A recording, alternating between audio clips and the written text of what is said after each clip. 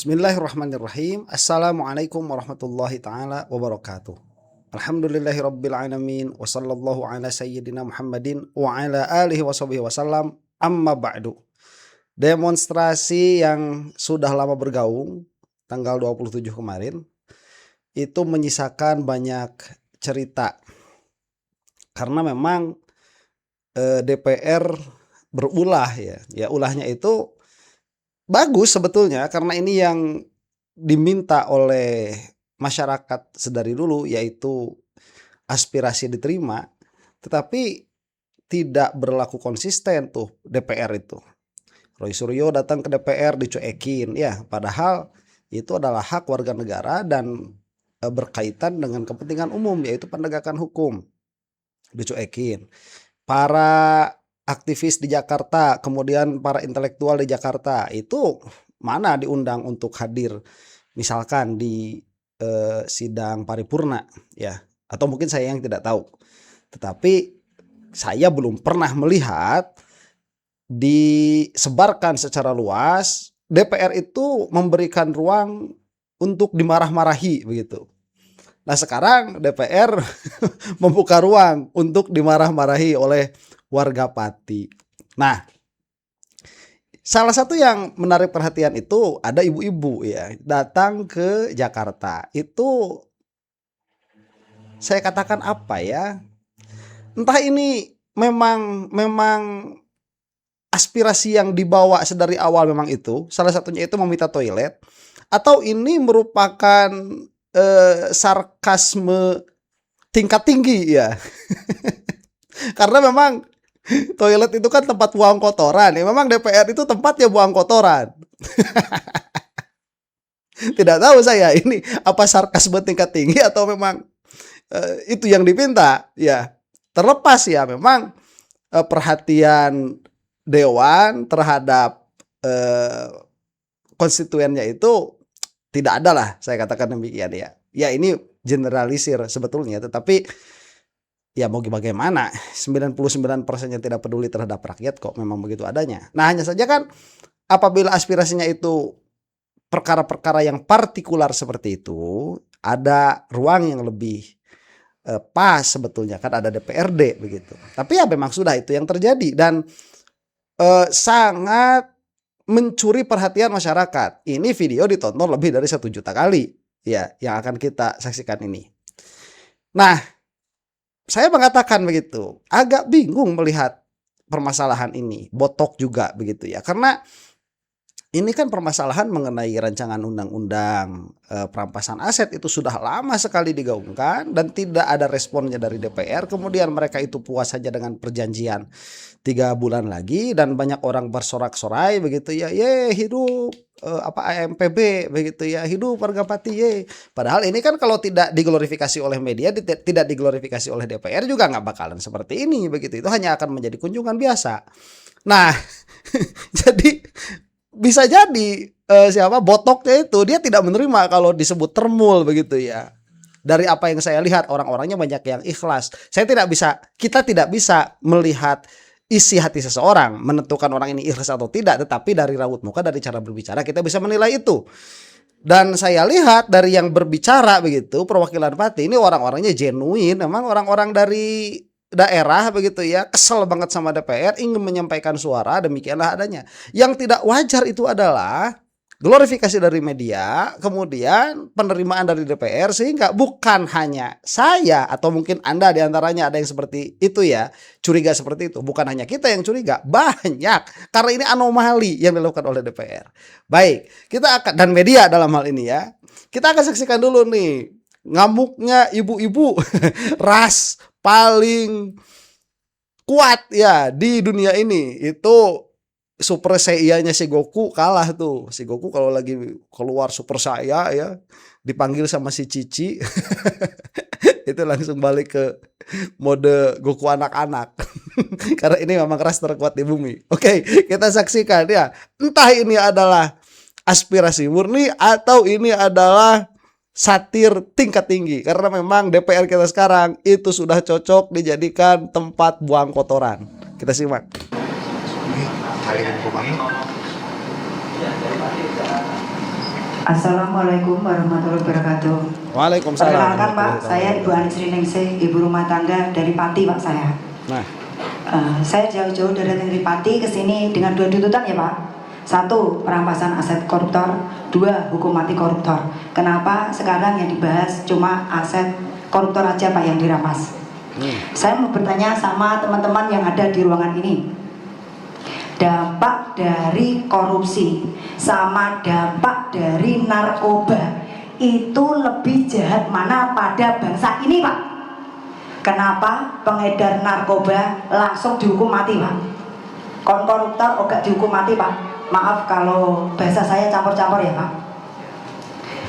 Terus saya nggak percaya Pak kalau hanya aset koruptor yang disita apa dirampas. Nggak percaya aku Pak.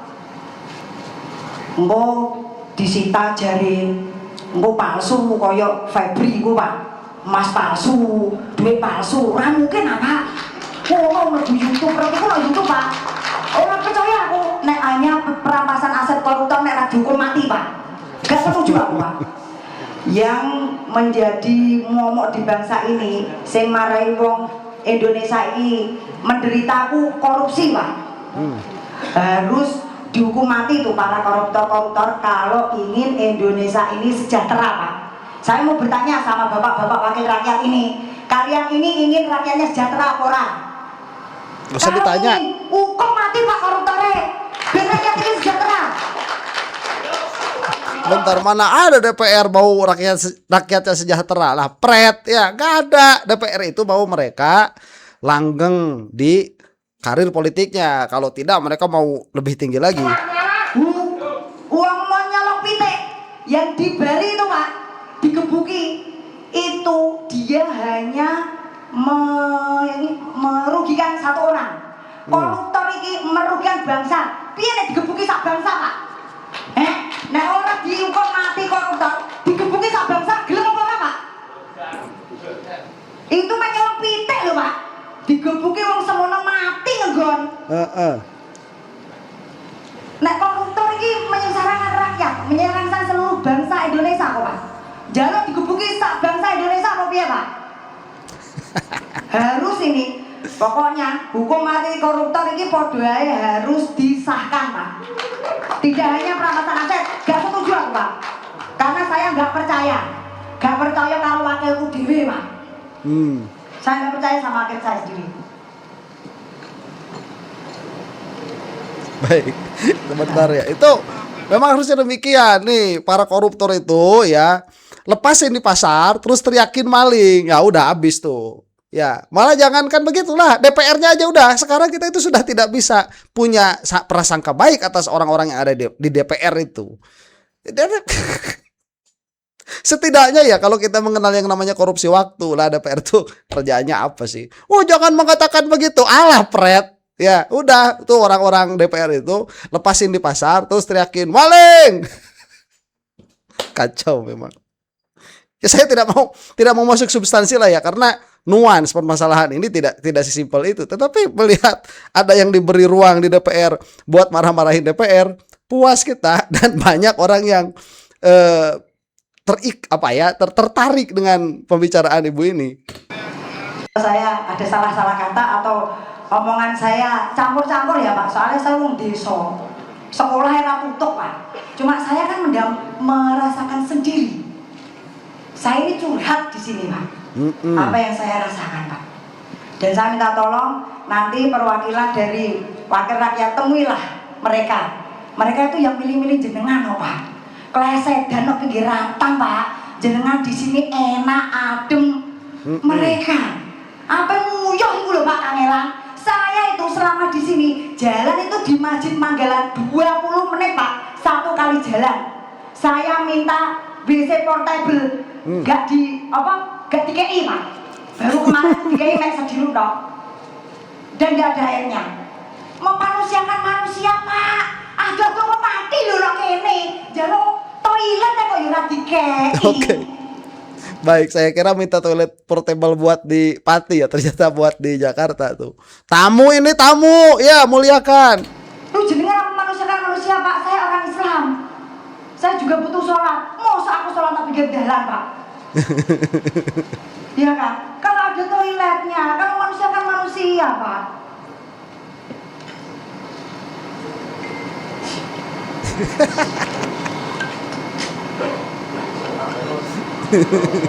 Iya. Saya tuh sampai marah loh, Pak. Kalian enak-enakan WC api era karuan. Saya tadi lo cuci tangan kangelan, tak luru. Apa nih Pak biasanya lo jeglekane kok ora ono. Bingung aku Pak cuci tangan, Pak. Lho ngono jaluk WC portable lah rambut kei lah, Pak. Sengsara Pak, saya itu kalau sholat duhur melaku nang Masjid Manggala 20 menit, kembalinya 20 menit, nanti ngasar kembali lagi melaku nih Pak. Saya tuh sampai lecet. Hanya cuma minta apa toilet portable kok ora dikei. Kalau toiletnya diadakan sekarang percuma Pak. Wong kene wis sampai mulai. Ora dingi lah kok. Saya cuma tanya mintanya kemana karena saya Saya konfirmasi langsung. Aduh. Ya nggak tahu, mereka kan banyak. Saya dari hari pertama saya bilang minta toilet portable. makanya saya tanya ke staf tadi ini ada permintaan atau enggak. Paling ya tersampaikan Bu piye, Pak. Saya dari awal loh, saya cuma dari awal kan saya pengen kencing sekali nih. Mau kencing di depan dewan saya Pak, neraisen Pak. Keberatan tenang ya Pak. Tenang, tenang. Hari nok kene iki wakil rakyat teko kok ora dimanusiakan blas. Kita keleleran kok ngarep. Kalian di sini enak-enakan. Bagus. Oke lah Pak kalau rakyat Pak. Kalau kalian ingin mesejahterakan rakyat, dengarkan ini Pak suara rakyat. Aku ora politik, aku ora apa-apa Pak, aku ora mudeng apa-apa. Saya cuma curhat apa yang saya alami Pak. Sekian gitu aja Pak. Wassalamualaikum warahmatullahi wabarakatuh. Waalaikumsalam warahmatullahi wabarakatuh. Ayo. Ya masa kita mau apa namanya mau suuzon begitu ya, orang ngomong dari hati seperti itu, kemudian kita katakan, "Boh, ini proksi Jokowi." Ya susah juga kita. Ya kalau misalkan berkumpul itu kan kita tidak bisa menghukumi sekumpulan orang itu begitu ya. Berlaku seluruhnya kan tidak bisa. High stage generalization itu ya apa namanya termasuk logical fallacy begitu. Hanya saja kan tokoh utamanya di sini Botok, yaitu tokoh utamanya. Demikianlah ya. Jadi as a whole ini secara keseluruhan pada akhirnya tidak jauh dari gimana saya bicaranya ya. Udahlah, saya mau ngomong aja begitu ya. Tidak jauh daripada drama begitu pada akhirnya. Demikian adanya dan itu bukan hanya bacaan dari saya saja tetapi bacaan dari banyak orang. Tetapi ya kita puas melihat orang seperti ibu tadi, entah siapa namanya itu, mohon maaf saya tidak melihat namanya, dari Pati itu DPR dimarah-marahin seperti itu. Malah tadi ada kata ini dewan mau saya kencingi begitu ya, saya mau kencing di depan dewan, aku raisin begitu. Kalau saya tidak malu ya saya kencing depan dewan itu. Emang pantas buat dikencingin. Aduh, masya Allah, ini bagus ya. Tadinya saya pikir minta WhatsApp portable buat di Pati, ternyata buat di situ. Nah, baik ya. Nah kan susah lah kalau kita misalkan mau berbicara orang curhat dari perasaan, kemudian kita melihat dari aturan atau kita melihat dari sisi politik, ya nggak bisa. Orang curhat dari perasaannya kok disalahin ya, nggak bisa disalahin. Orang curhat dari perasaan ini kan yang saya rasakan. Loh kalau sudah yang dirasakan, apa namanya, kamu sudah makan madu begitu, kemudian kamu makan jambunya matang, manis, dibilang kecut, dibilang asam, ya nggak bakal bisa kita salahin begitu ya. Emang itu yang kamu rasakan kecut kok, ya gimana. Nah hanya saja memang yang dikatakan ibu tadi sangat mewakili ya. Kalau perlu tuh DPR itu lepaskan di pasar, teriakin maling biar habis. Aduh, masya Allah, biar mereka tahu hukum di Indonesia itu tidak berjalan. Nah kalau saya inginnya begitu ya besok lusa, kalau DPR memang konsisten mau menerima masyarakat, ya cobalah orang-orang yang memang concern terhadap penegakan hukum, yang tahu aturan, di mana aturan ini lemahnya, di mana aturan ini sudah kuat tapi tidak berjalan dan lain sebagainya. Itu mana saya tidak menemukan hal itu begitu. Baik, nah ini saya mau menunjukkan lagi ya, misalkan ini dari channel Anak Bangsa Channel. Sayangnya video ini baru diupload 2 jam yang lalu dari video ini dibuat. Jadi tidak elok kalau saya reaksi semuanya ya. Jadi kita reaksi sedikit saja. Saya ingin mengungkapkan bahwa show di sini ini adalah sebuah pertunjukan begitu yang diorkestrai. Bagi saya itu diorkestrainya itu sama si Jokowi termul, kemudian sama DPR juga ya, termasuk nantilah polisi di situ segala macam. Ini buat tes ombak. Bukan hanya dari saya saja, tetapi ada juga dari yang lain. Ini kita simak nih. Kalau buat sandiwara atau drama sinetron judulnya Terkecoh Mas Boto. Ya, Mas Boto tidak salah. Kita yang salah. Mempunyai ekspektasi yang berlebihan, mempunyai harapan yang berlebihan terhadap aliansi masyarakat Pati Bersatu. Wong dari awal memang sebegitunya kok. Jadi yang marah-marah tadi teman-teman saya dari ojek online, mereka nggak salah juga. No, bentar, kalau itu salah ya, ojek online itu orangnya Jokowi itu. Ini salah nih. Kalau mereka kurang membaca dari awal bahwa tuntutan dari masyarakat Pati Bersatu ya hanya itu. Begitu itu selesai mereka terima ya sudah. Apalagi yang dituntut. Dan sekali lagi standing saya adalah saya mengecam demonstrasi yang rusuh, yang anarkis. Saya mengecam perusakan-perusakan fasilitas umum. Bukan itu esensi berdemokrasi. Demokrasi itu adalah bingkai. Kita menyuarakan pendapat dengan tertib, tidak anarkis. Hampir seluruh rakyat Indonesia menunggu apa hasil demonstrasi tanggal 27 Agustus 2026. Ini kan viral di mana-mana. Aliansi Masyarakat Pati Bersatu yang dipimpin oleh Supriyono alias Mas Boto. Kemudian dari mahasiswa, dari kelompok teman-teman ojek online, ada beberapa aliansi yang lain. Itu akan turun dan kita berharap apa yang akan terjadi. Meskipun dari awal saya juga bingung karena yang diusung oleh masyarakat Pati atau aliansi masyarakat Pati Bersatu ini terlalu mudah dipatahkan. Mereka menuntut pengesahan undang-undang perampasan aset. Kita tahu sebelumnya bahwa DPR dan pemerintah sudah menggodok itu. Bahkan sebelum demonstrasi terjadi, mereka dari DPR sudah mengatakan akan mengesahkan paling lambat Desember 2026. Jadi apa yang mau dituntut gitu? Ya, tapi tidak ada hal baru. kita kan terpukau dengan apa yang dikatakan Mas Boto bahwa mereka akan menunggu bahwa hari itu tanggal 27 Agustus harus disahkan. Itu yang kita tunggu. Lalu apa yang terjadi? Seperti drama anti klimaks. Semuanya akhirnya layu. Mas Boto diterima oleh pimpinan DPR, kemudian keluar lagi mengatakan DPR menjanjikan paling lambat tanggal 15 Desember Undang-Undang Perampasan Aset akan disahkan. Selesai, lalu mereka pulang. Lalu apa yang terjadi? Orang terbengong-bengong. Teman-teman Mas Boto yang kemarin itu sangat melindungi Mas Boto marah besar. Dan ini salah satunya, kita dengarkan. Nah baik, itu sudah saya reaksi kalau ini. Nah kalau ini memang orang pengen rusuh nih. Ini memang ojol kalau udah bawa-bawa masuk politik kayak gini. Itu mah anak-anaknya Gibran udah. Ya kemarin juga Gibran kan begitu. Kumpul sama ojol tapi sepatunya mahal-mahal. Kulitnya bersih-bersih. Dengan segala hormat ya kepada kepada para driver ojek online begitu. Bukan berarti harus lusuh, tetapi kan yang namanya pekerjaan itu memiliki khasnya sendiri-sendiri. Penjual minyak wangi ya badannya wangi-wangi begitu. Ya, yang suka di bengkel ya tangannya penuh oli. Yang suka di jalan ya wajar kan kalau misalkan bajunya itu lama begitu, lecek begitu, wajar ya bolak-balik jalan kok. Yang ketemu Gibran kan lain lagi. Nah, itu kalau sudah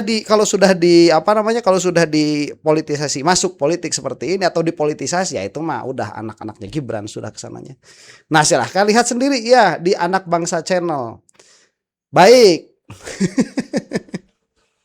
Agak susah ini bacanya soalnya kan melibatkan perasaan. Nah, kalau kita tidak melibatkan perasaan, kita lihat saja dari urgensi ya, urgensi, kalau dosen saya bilangnya urgensi. Dari urgensi tema yang dibawa nih oleh Aliansi Masyarakat Pati, itu tidak ada hal baru gitu. Dan ini pun memang sedang digodok. Dan kalau kata dari channel yang kita dengarkan tadi, sebelum ada dari Aliansi Pati pun itu sudah akan diselesaikan Desember begitu. Nah, kan sebetulnya banyak persoalan yang urgen, yang urgent ya untuk dibahas begitu. Yang lebih faktual, yang lebih aktual.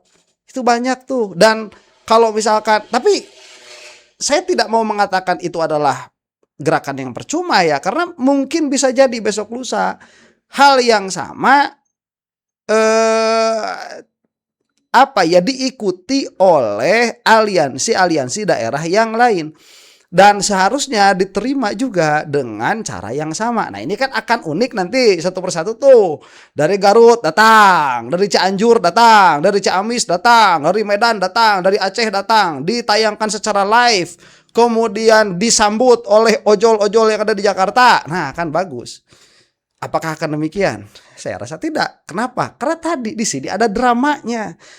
Meskipun belum tentu juga Botok itu dia sadar bahwa dia itu sedang dimainkan di dalam satu pentas tertentu. Apalagi ibu yang tadi itu mah ya datang curhat saja di hadapan DPR begitu. Nah, baik. Ini ada analisa lagi nih dari acara interupsi. Bagaimana analisanya? Kita simak lagi ya, sebentar saja ini. Menuntut pengesahan rancangan undang-undang perampasan aset di bawah kawalan ketat aparat. Suara wakil rakyat di suara dan mereka dimilah. Semua pertanyaan saya terkait dengan demo yang terjadi hari ini, pemirsa. Di sebelah kiri saya sudah ada Bang Fat Pahdepi, Deputi 1 Bakom RI. Bang Fat, terima kasih sudah hadir di studio interupsi. Selamat malam. Dan juga ada Bang David Payung, Ketum OL Cipayung Nusantara, yang juga mungkin akan menjawab terkait dengan isu-isu ya ditungganginya demo pada hari ini. Siap. Dan di sebelah kiri saya seharusnya ini ada Bang Ray Rangkuti, Direktur Eksekutif Lingkar Madani. Namun pada malam hari ini pemirsa, beliau masih terjebak di Palmera, Jakarta Pusat begitu ya, dan sudah mencoba untuk datang ke studio interupsi, namun masih terjebak macet, sehingga nanti kemungkinan kita akan mengundang beliau melalui Zoom. Tapi di studio interupsi sudah ada tim advokasi AMPB, Bapak Yunantio Adi Setiawan. Pak, terima kasih sudah sama-sama hadir di studio interupsi. Terima kasih, selamat malam. Ini menarik sekali. Yang akan kita dengarkan itu yang dari tim advokasi AMPB ya. Nah, salah satunya tadi disebutkan kan ada Fad ya, Fad Pahdevi. Itu kakak kelas saya, adik kelasnya Adi Hidayat, adik kelasnya siapa itu Raja Juli Antoni ya. Itu memang angkatan itu ya, yang ada satu angkatan sama kita begitu. Tuh agak memprihatinkan. Itu lagi di pondoknya pinter-pinter, tapi kalau udah jual diri ke yang namanya Jokowi atau antek-anteknya itu berubah on. Saya melihat beberapa kali itu Fahad itu orangnya gak kayak begini. Ya, saat jadi Bakom, ya udah ya hilang itu intelektualitas sudah. Kita saksikan saja dari Aliansi Pati itu ya. Karena sebenarnya tuntutan dari AMPB begitu ya terkait dengan RUU perampasan aset. Namun lagi-lagi yang dipertanyakan oleh masyarakat adalah kenapa harus jauh-jauh dari Pati ke Jakarta? Apa yang memicu kehadiran masyarakat AMPB khususnya? Ya, jadi sejak tahun lalu itu kan ada situasi lokal ya yang panas terus ya. Di mana ada kepala daerah di sana itu tahun lalu kan menaikkan pajak sih asalnya. Kemudian terjadi perlawanan oleh Aliansi Masyarakat Pati itu dan ditantang si bupatinya, kamu mau demo 5.000, mau 50.000, saya gentar gitu kan. Akhirnya diladeni betul 50.000 lebih mungkin malah. Dan itu kemudian belakangan pada bulan Agustus juga Mbak, tahun lalu ya, tanggal 13 Agustus 2025 itu aksi mereka itu ada ricuh juga sih. 4 orang ditangkap di Polda pada bulan Oktober awal-awal itu. Kemudian pada warga yang melihat arogansi dari bupati itu minta bupati memakzulkan ke DPRD konstitusional sih.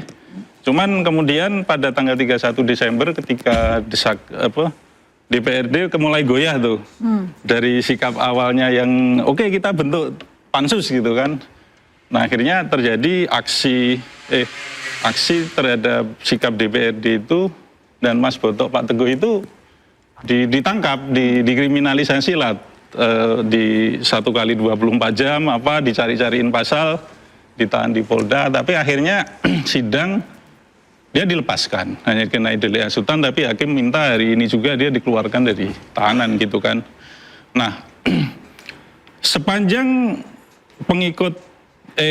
teman-teman AMPB Mas Botok dalam tahanan dan dalam persidangan itu mereka mengejar KPK kan, agar kasus bupati yang arogan ini diusut gitu lah, dan akhirnya ada penangkapan selain dia memang kena kasus korupsi di JKA di Kemenhub ketika ia menjadi anggota DPR RI.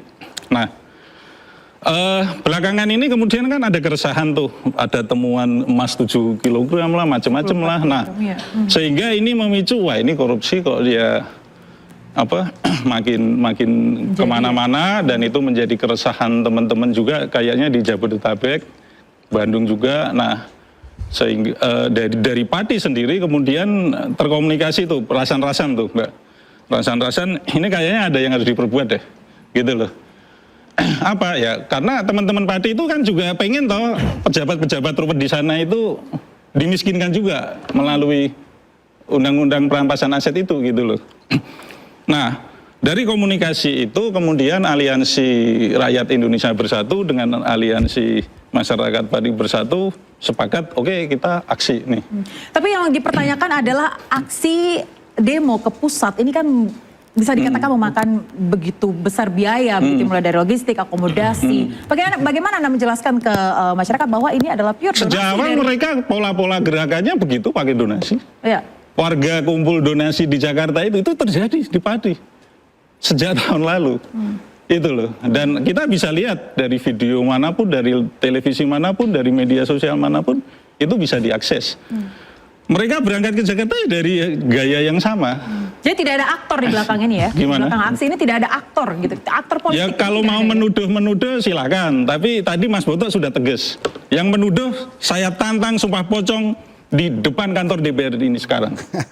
Atau mungkin kalau di studio ini ada yang menuduh, saya telepon Mas Botok, kita tantang sumpah pocong di sini sekalian, fair. Oke. Baik. Jadi ini semua pure Nah ya? itu kalau Gimana? kalau di dalam Islam namanya mubahalah gitu ya. Ya kalau misalkan nuduh seperti itu, ya kalau saya mah nggak berani mau itu analisa itu bisa salah. Kalau mau mubahalah itu di dalam hal yang memang 100% kita itu tidak mungkin salah baru berani. Nah makanya dari perbincangan ini kan tim advokasinya begitu, saya kira oh iya kalau begitu saya pikir ya ini Botok ini memang orangnya genuine begitu ya, dia tidak dibayar. Tetapi mau bagaimanapun kita lihat sekarang collateral damage-nya, kita lihat sekarang apa namanya itu efek sampingnya apa? Setidaknya ya minimalnya nih, Bank Mandiri rusak tuh namanya sudah, seminimal-minimalnya itu. Dan katanya sudah ada yang meninggal satu orang, ya sudah ada yang meninggal satu orang tuh. Jadi ada korban lagi setidaknya. Nah jadi ini kan apabila ini murni memang misalkan dalam pengertian tidak ada yang menunggangi, ini adalah aspirasi warga Pati datang ke Jakarta diterima DPR, sudah tidak akan menjadi heboh. Tapi jauh-jauh hari ini sudah dikatakan akan ada demo besar bla bla bla, dan memang itu terjadi begitu. Tapi bukan dari Pati pada akhirnya. Lah siapa? Lah kan ada yang menunggangi tuh. Yang menungganginya siapa? Ya masa Prabowo, Jokowi sudah demikian. Mudah-mudahan tertutup pintu rezekinya, dibadungkan anak-anaknya sekalian ya, untuk Anda yang bukan termul, lancar-lancar, sehat-sehat semua. Wallahu taala alam bissawab.